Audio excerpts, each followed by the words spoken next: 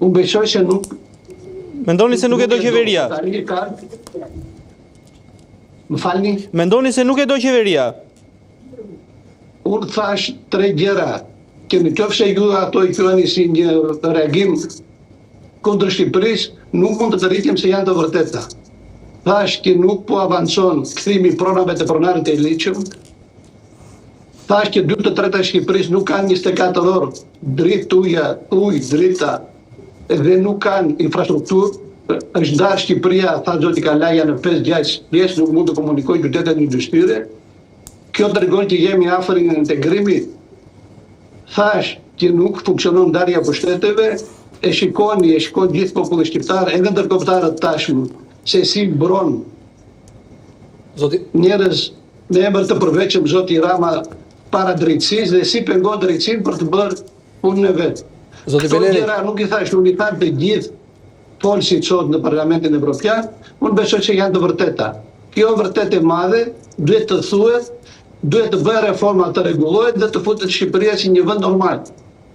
Zoti Beleri, unë jam Gerti Shella, e kam ndjekur me interesim të veçantë itinerarin tuaj, kalvarin tuaj dhe apogjeun tuaj tashmë në karrierën publike, politike apo rrugën europiane ku gjendeni tani dhe esni. Një pyetje kisha, pra çfarë emocioni përcjell tek ju, teksa mund të keni dëgjuar sot kryeministrin që ka shprehur keqardhje apo bezdi apo ka kërkuar, e thënë më thjesht, që kjo praktika e paraburgimit, e arrestimit të zgjedhurit vendor, të zgjedhurve publik, që ju duhet dhënë imunitet edhe duhen marrë më shumë angazhe, pra duhen mbrojtur dhe nuk duhen lëshuar. Vjen në një kohë kur në fakt përvoja që u përplas mbi ju ka qenë krejt e kundërta. E shikoni ju këtë si një reflektim sinqert apo si një kthes tinzare? Pra do më interesonte shumë një mendimi juaj i sinqert ndoshta mbi këtë kthim që ne kemi mundësi të komentojmë sot. Pra jeni martir dhe keni hapur një rrugë të mirë për Shqipërinë, apo neve duhet friksohemi se pas këtyre premtimeve të bukura mund na vinë gjëra akoma dhe më të vështira? Në qoftë se do kishte me të vërtetë zoti Rama, mund t'i thoshim nëse erdhe në normalitet. Është e vërtetë kjo që thoni, Shqipëria ka mbi 60% të burgosurve që janë në regjim të paraburgosur, kurse mesatarja në BE është 28%. Pra është një disharmoni që duhet të rregullohet. Në qoftë se tani më thoni që zoti Rama i ka me sinqeritet, besoj se jo. Asgjë nga ato që thotë nuk kanë me sinqeritet. Sinqeriteti do ishte të lironte popullin shqiptar se po përjeton një diktaturë. Ka një frikë në qytetarët shqiptar, nga do që shikon njerëz që shikojnë në Bruxelles, në Athinë, në Strasburg, kanë atë frikën, por i kthejnë frikën e pasardhësve të tij të komunizmit. Duhet të shkëlqyrojë Shqipërinë të bëjë hapa para.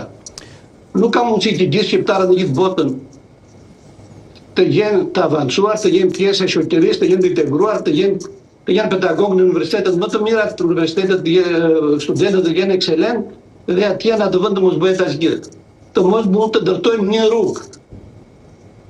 Rruga që kanë bërë austriakët në 1914 nga Vlora në Imar është më e mirë nga rruga që ka bërë zoti Rama 2025.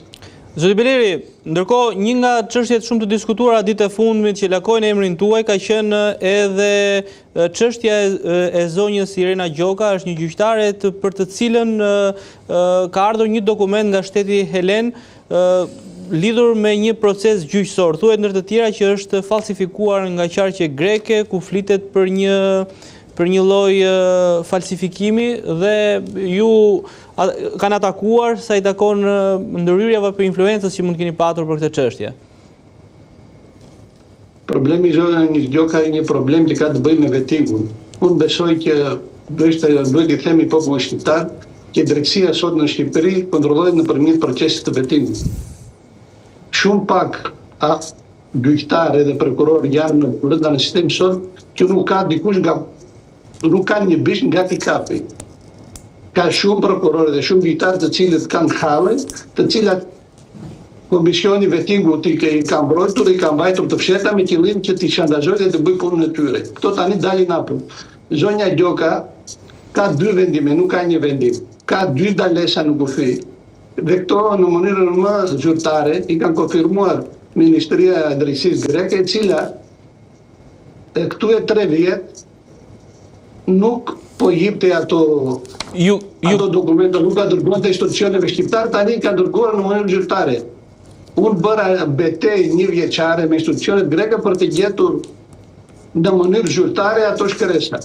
Zonja Gjoka ka dënyer në formularin e kriminalizimit, ka pat ekskluz nga Greqia, dhe kryesorja që nuk e thon shumë në Shqipëri, ajo ishte në dijenit të këtyre vendimeve sepse ka autorizuar avokat grek, i cili avokat grek ka emër, ka emër, unë e kam takuar për të marrë me çështjet e zonjës Gjoka.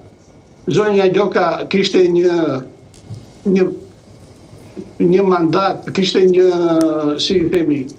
kishte një target, kishte një synim të luftoj opozitën, e ka bërë, ishte në çështjen time, ishte në çështjen e zotit Berisha, ishte në çështjen e zotit Meta, të zotit Mediu. Unë nuk besoj të rastësit. Nuk besoni tek rastësit. Zoti Beleri, duke qenë se folët edhe për procesin e integrimit dhe kishit në fjalën tuaj thatë që dua të shoh progres dhe Shqipëri në BE. Kur e shihni Shqipëri në BE? Kur e shoh Shqipërinë në BE, një bisedë e madhe kam thënë të tjera. Jemi në një situatë geopolitike shumë të mirë që të avancojmë shumë shpejt, të mbyllën kapitujt dhe Shqipëria të futen në BE. Çfarë thon kolegët tuaj aty?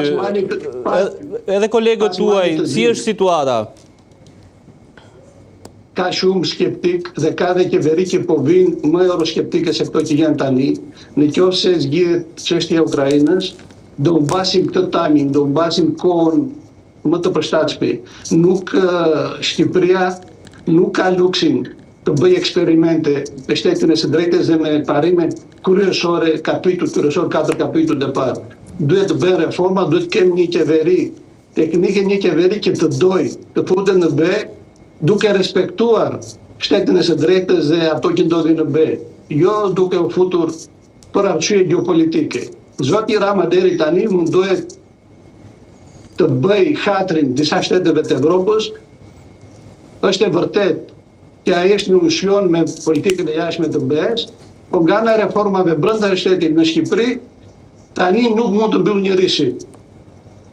Zoti Rama kur nuk i ka gënyer të gjithë kolegët e mi në BE, të gjitha institucionet, edhe Këshilli i Evropës, edhe Komisioni, po edhe Parlamenti Evropian dinin me detaje se çfarë po ndodh në Shqipëri. Kishin arsyet e tyre që po mbyllin shit. Tani për arsyet të tyre prap kanë vendosur të vëjnë një barierë. Duhet të jemi shumë të kujdesshëm të gjithë ata që interesohemi për integrimin, sepse në Evropë nuk mund të jenë kushtet gjithmonë të tilla dhe mund të mbasim, siç u thash, kohën e përshtatshme, mund të mbasim këtë që thon timing anglezët, sepse mund të mos duan disa shtete serioze në Evropë dhe qeveri që do vinë, duke filluar dhe nga Franca, nga Gjermania, të cilat nuk do duan zgjerim, dhe s'do ketë të bëj fare se sa gati Shqipëria ose Malizia, nuk do duan zgjerimin. Dhe duhet të jemi shumë të kujdesshëm. Zoti Beleri, ju falenderoj për gjithë mesazhet që ndat mbrëmjen e sotme në Off the Record. Dhe unë do të falenderoj. Natën e mirë. Natën e mirë. Ndërkohë në një lidhje të drejtë për drejtë me Fiorella Beleshin, nuk e di nëse e kemi aktualisht,